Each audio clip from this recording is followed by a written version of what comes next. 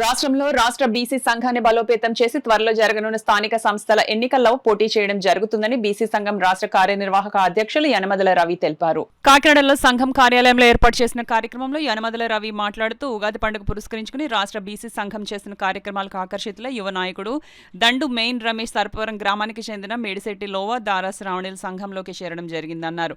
రాబోయే కాలంలో బీసీల సమస్యలపై పోరాటాలు చేస్తామని తెలిపారు. ఈ కార్యక్రమంలో బీసీ సంఘం నాయకులు పెంకె శివప్రసాద్, వాసంశెట్టి మహేష్ తదితరులు పాల్గొన్నారు. సర్పవరం గ్రామానికి చెందినటువంటి యువ నాయకులైనటువంటి రమేష్ గారు మరియు మహేష్ గారు ఆధ్వర్యంలో శివగారి ఆధ్వర్యంలో ఈరోజు రాష్ట్ర బీసీ సంఘంలో జాయిన్ అవ్వడం జరిగింది.